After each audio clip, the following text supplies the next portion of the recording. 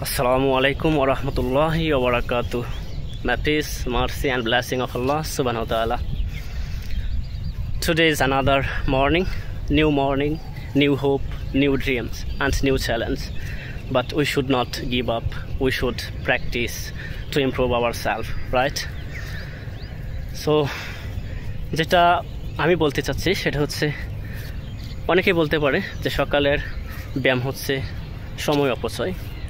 তখন আপনি একমত পোষণ করতে নাও পারেন। আপনি যদি একমত পোষণ করতে না পারেন সেটাকে ভদ্রভাবে ইংরেজিতে কিভাবে ডিসএগ্রি অর্থাৎ ভিন্নমত পোষণ করতে পারেন সেটা আজকে শিখব।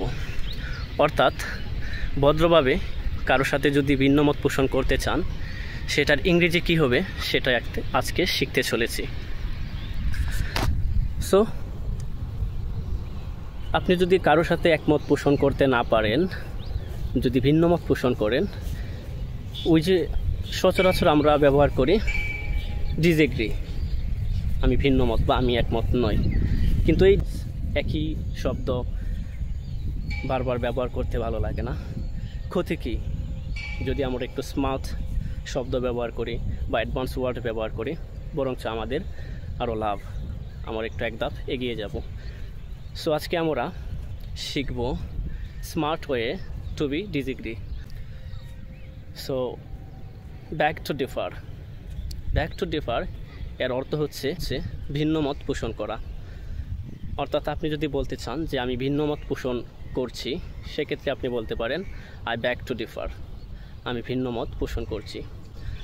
ফর এক্সাম্পল, কেউ একজন আপনাকে বলল, বা আপনার কোনো ফ্রেন্ড বা আপনার কোনো আত্মীয় স্বজন বা আপনার কোনো কলিগস বলল, this food is best food in Bangladesh, এই খাবার সেরা খাবার বাংলাদেশের মধ্যে।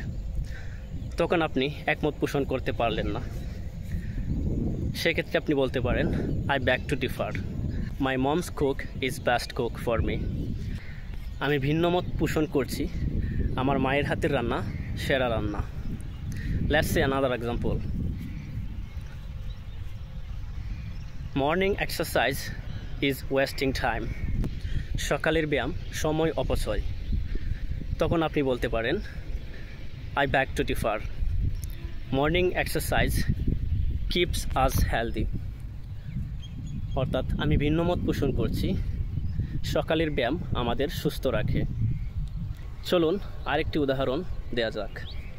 Bangladesh can not win big tournament, Bangladesh বড় টুর্নামেন্ট জিততে পারবে না। I back to differ, with confidence they can be champions, আত্মবিশ্বাস থাকলে তারা চ্যাম্পিয়ন হতে পারবে। Let's see another example, cat is lazy animals, I back to differ, my cat is playful and active, বিড়াল খুব অলস প্রাণী, আমি ভিন্নমত পোষণ করছি, আমার বিড়াল খুব প্লেফুল এবং সক্রিয়। আশা করি শব্দটি বুঝতে পেরেছেন। এই শব্দটি যদি আপনি ভুলতে না চান তাহলে এখনই নিচে কমেন্টস বক্সে কয়েকটি কমেন্টস করে এক্সাম্পল তৈরি করুন, আশা করি শব্দটি ভুলবেন না।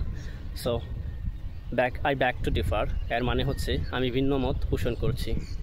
এখন যদি বলতে চাই সে ভিন্নমত পোষণ করে, তাহলে বলবো হি ব্যাকস টু ডিফার, কারণ আমরা জানি সাবজেক্ট যদি থার্ড পারসন সিঙ্গুলার নাম্বার হয় সেক্ষেত্রে মূল ভার্বের সাথে অবশ্যই এস বা ইএস যোগ করতে হয়।